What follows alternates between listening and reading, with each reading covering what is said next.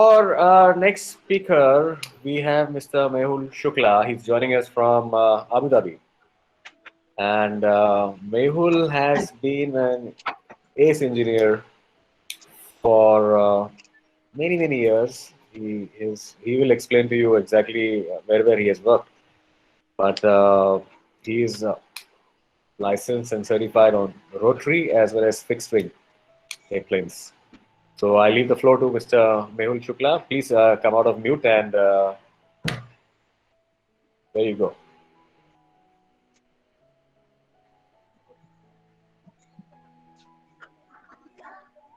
You are on mute, Mehul.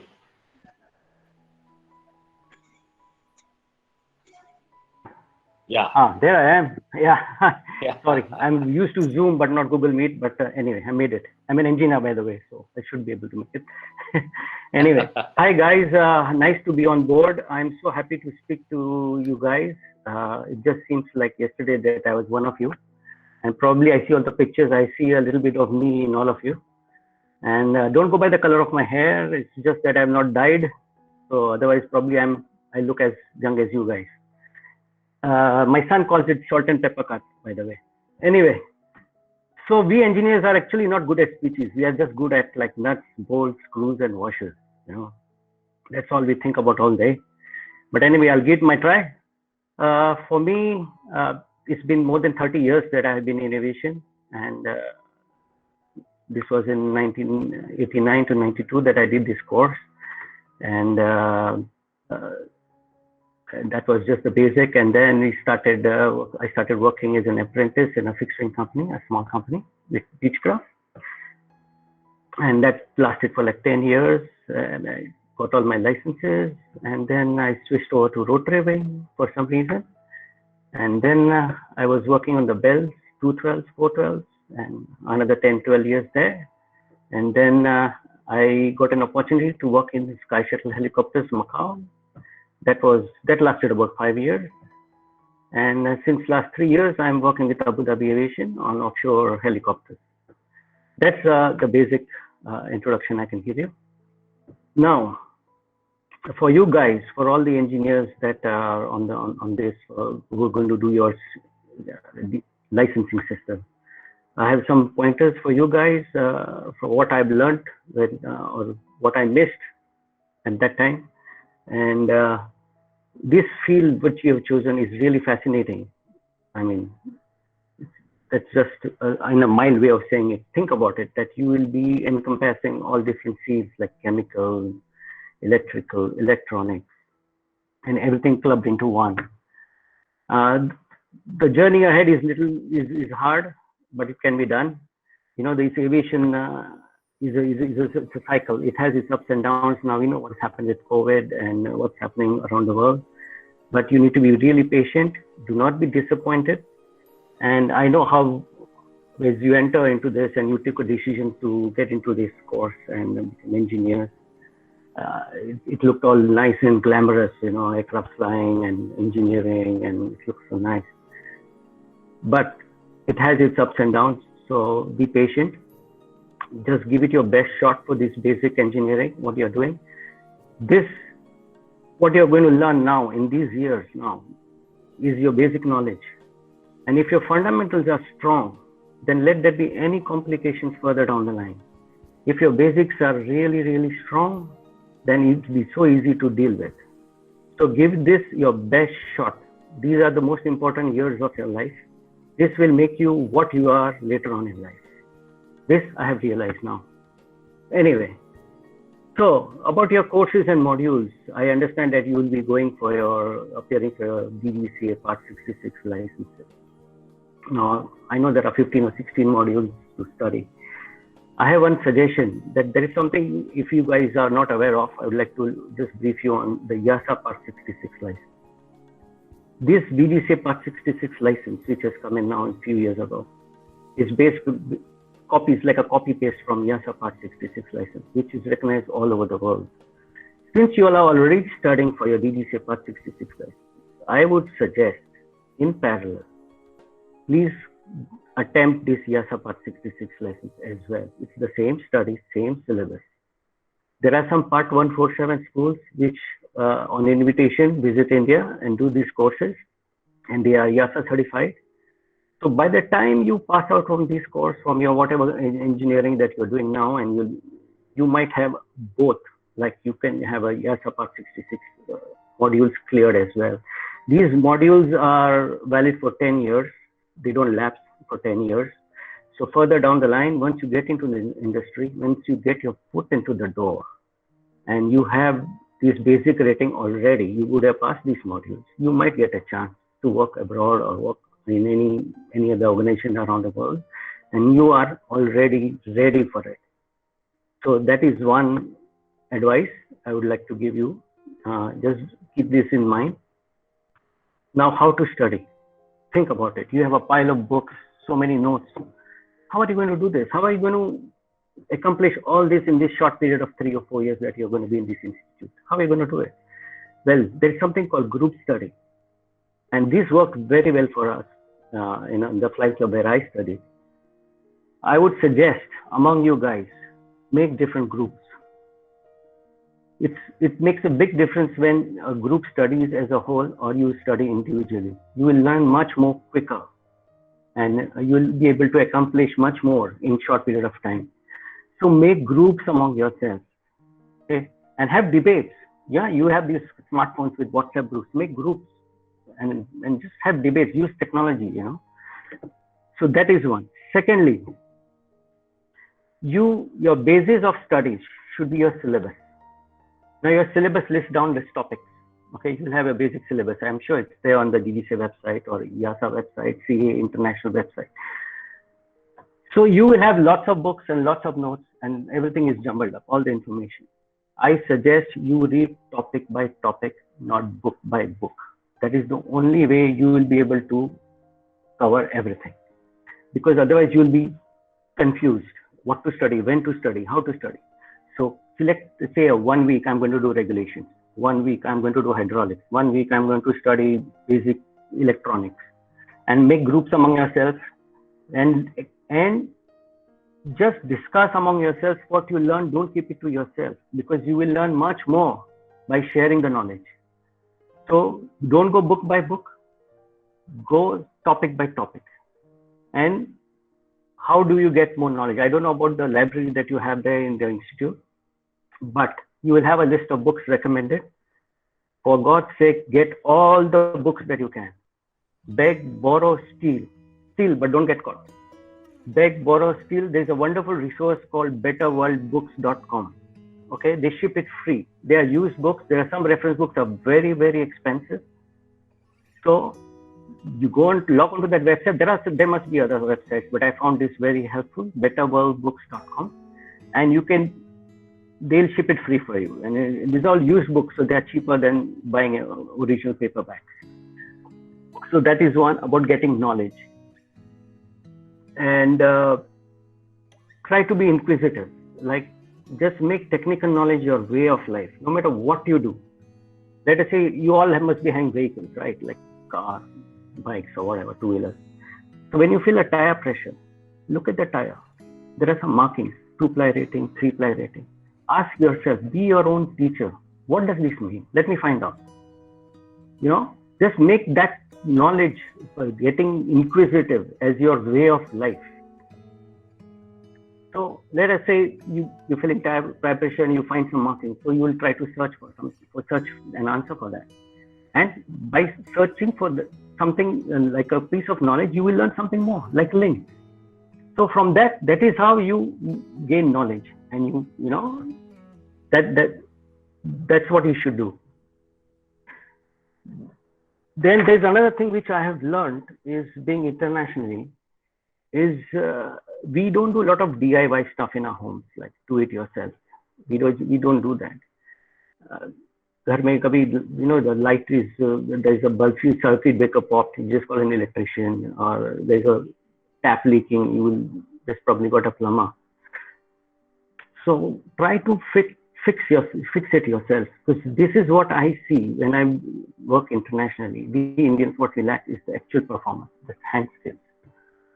So this cannot be taught in a day. It comes it takes a period of time, and then only if you practice it, you will get perfect at it. So in your summer vacations, try to do some trade courses. Like if you're into electronics, do some PCB repair courses or radio repair, or join some like welding, soldering classes, or something like that. That is how you will develop your hand skills. And also, I'm not sure about this institute, but how much of practical training is incorporated in the curriculum. But when we used to study, we used to have like a 3 months practical, 3 months theory, and we used to work in the engine shop, piston overhaul shop.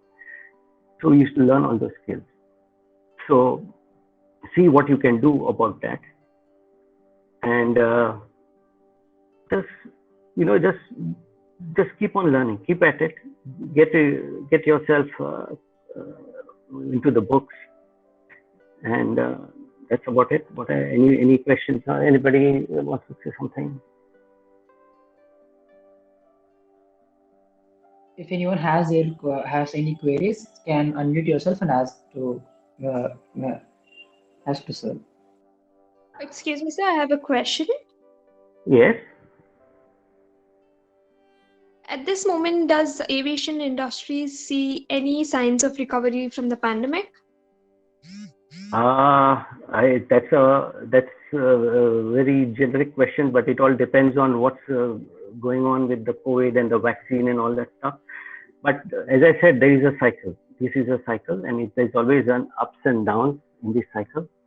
And you just need to be patient. And what I would suggest is, in India, what happens is, once you finish the course, the windows of opportunity are not as much as somebody who's in other parts of the world. So you need to grab an opportunity to get into no matter what you can, whether if it's a stores department or any department, whatever it is, and then base it from there. Try to excel in it. See what you can do, how you can grow. Like, even if something is not important, it may not seem important, like if it's a qualification, like you are a B1.3 engineer, you are basically working on aircrafts and engines and mechanical systems. Why not pursue some B2, like study some modules? It's just a conversion thing. So, you just be at it and do not bother about something which is beyond your control. Now, this question you asked is it's in no one's control. Nobody can control this. It's a worldwide phenomenon. So, I know you all are all apprehensive about what's going to happen, but that if you think more about it, and you're going to stress yourself more about it. I would suggest don't think about it. Just do what you're supposed to do now. Now is study time. Don't think about what's going to happen once you pass out, whether you'll have jobs or something. That will happen when it will happen. But you're in aviation, you're here for good. It's a tight compartment. You being in aviation, you cannot think of any other trade after finishing this. So give this your best shot and do not think about what's in store for you in the future. Whatever has to happen will happen. So take the first opportunity that you get. Right now, you don't have choices. I'll tell you my personal experience. Like I passed out from this AME training school. There were no jobs. All my seniors were still as apprentices, just spending time, getting some experience.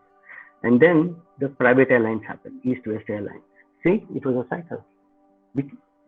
Perseverance and patience, And now we look back and it was good, And we all got absorbed in the industry. So it's a cycle. So that is how it is. Right now, at that time, and even now when you guys pass out, you will not have much choices. Whatever comes to you, first grab that opportunity, get your foot in the door, and then try to excel. Don't leave at it, because aviation is such thing that you will be learning every day. You can never say, I know everything. The day you say that, you stop growing. So that is how I got into this as an apprentice, and then there was no looking back. I was in this small company with Beechcraft. It was a very nice company. So the Beechcrafts are nice machines, and it had all the complications which you would find in a bigger airplane, like pressurization system, pneumatics, hydraulics, autopilot, glass cockpit. And I was selected for my interview for Indian Airlines, but I declined because then I had a choice. And I asked myself, what do I like? Would I like to go to an airline and I'll not know much about the whole aircraft in no matter how many years I will work, such a big, vast thing, But here I'm so happy working on this machine. I can work on all the systems and I would probably know much more about of the aircraft as a whole. So that was the choice I made.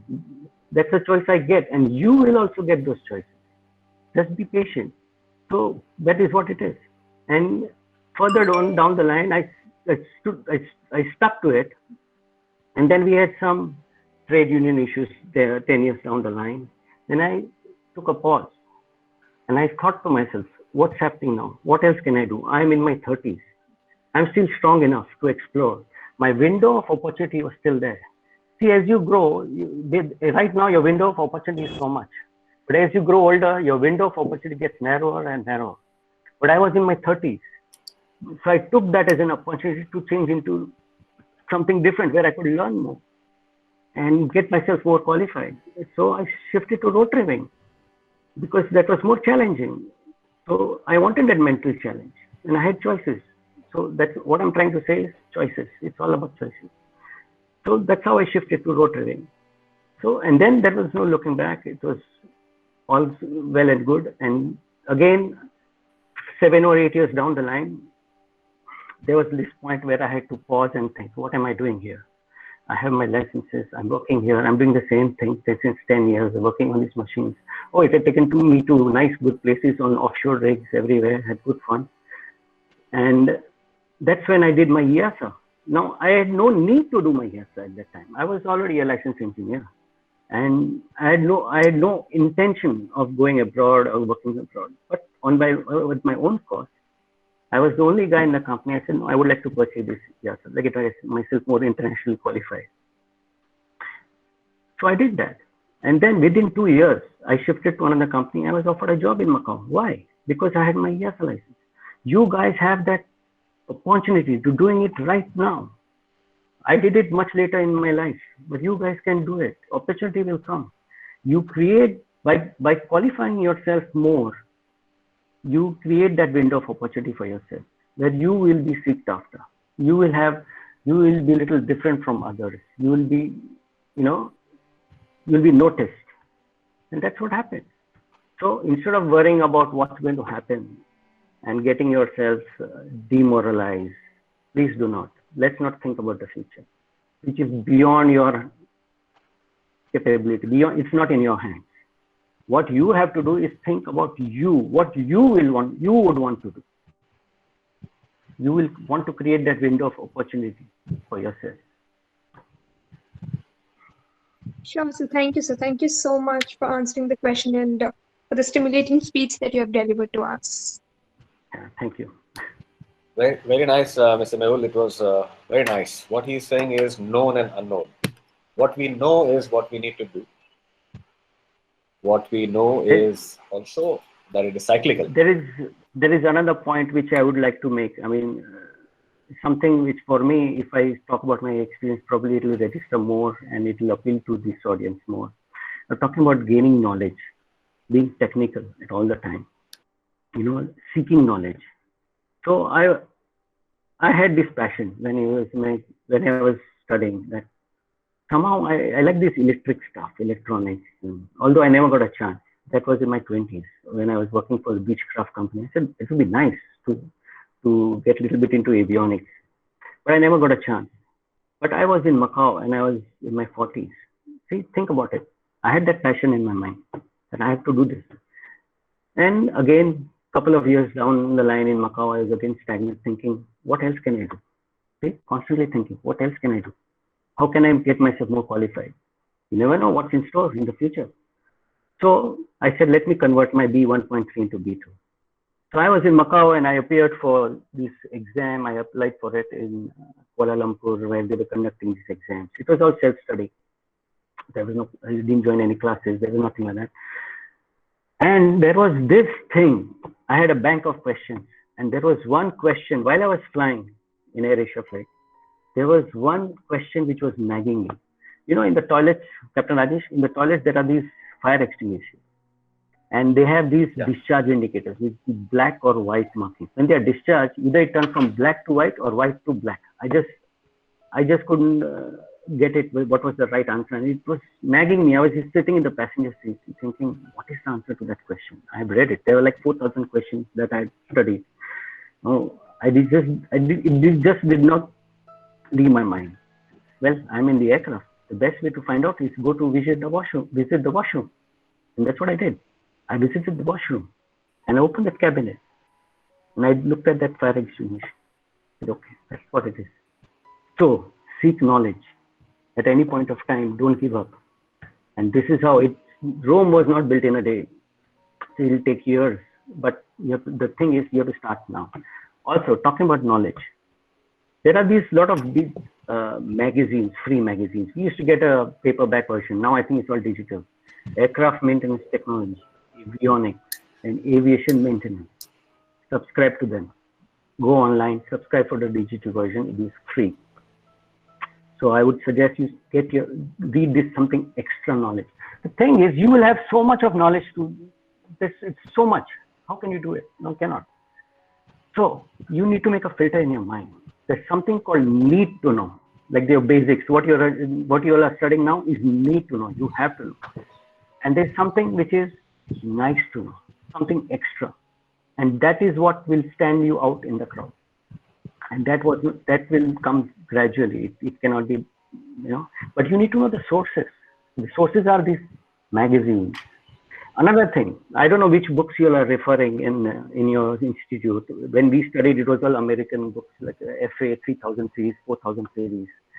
And when I started studying for EASA, I realized the EASA is based on Civil Aviation Inspection Procedure, CAA.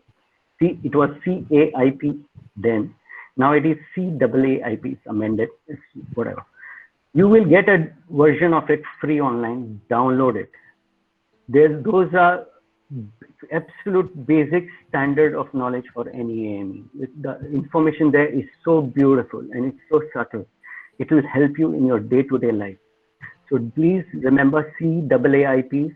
It's free, and it's EASA. All the EASA exams are based on it. But forget about exams. Ultimately, what is that what you want? Just pass the exams? No. Is that going to help you in your performance as an engineer? No. It's all this knowledge which will help you make an informed decision. Everything is in the book, in the AME, in the aircraft maintenance manual. Okay, everything is there. So the aircraft has to fly. How much can you allow? How much you can allow? Can I certify? Those are the questions you will be asking yourself time and again. And these are the stress factors. Okay. How will you come to a decision whether this is right? By making an informed decision. So what is this informed decision? It's all this knowledge that you will gain over the period of years. And that is what will help you. So seek knowledge. This is what it is. I think there were a couple of hands, raised hands. Please come ahead and ask the questions, please. Hello, sir. Myself, Saranarajan, and I would like to ask a question, like not from the student's point of view, from the parents' point of view. Yes. Like first thing, I had to go to Bangalore for a small work last month, but I asked them to go in airplane, but they said after 8 months of grounded, all the airplanes are being grounded for 8 months. We can't expect the airplanes to be like maintained well for this 8 months, and it is not safety. So, but we know that the maintenance engineers take extreme care and work to have those aircraft perfectly ready. But we want the parents to be known, like if we share a few things which is there done being done once the aircraft operation is open, like if you share those things, it will be useful for us to answer our parents next time. I'm sorry, I could not get the gist of the question. I realize you're asking about aircraft being grounded and they still have to be maintained. Yes, sir. Even Like while on ground. Yes, sir. We have seen few instances where there are 2 or 3 emergency landings have been done as soon as the operations are being open in India. Like, is it because of the low maintenance or something? No. I no. That see, first of all, I don't know about the cases that you are saying, but that is it's all case to case basis. So we need to wait for an inquiry about what exactly happened and how it happened. But if everything is been maintained, because we have something called a preservation schedule. If an aircraft is not scheduled to fly or not rated to fly, there are preservation schedules recommended in the aircraft maintenance manual. We preserve the engine and the other rotable components with some kind of either engine oil or some kind of preservative fluid. So there is a very dedicated preservation schedule for the aircraft which are grounded. And before they fly, there is another dedicated procedure of depreservation. So I'm sure all that must have been done on that aircraft, and I don't think you should be thinking about that kind of like what could have caused that emergency landing, or it's very hard to say what exactly caused it. We have to wait for the inquiry to come out and what happened. And these are components. You have a light bulb in your home. कभी भी बंद हो जाता है ना, क्या करते हैं? जाके नया बल्ब लाके डाल देते हैं ना. ये मशीन है, कभी भी होता है. Sometimes you get a new bulb. In 2 days it will fuse off. क्या करोगे इसको? What will you blame? Yes. Thank you so much, sir. And if someone have any other queries, can raise your queries to me, sir.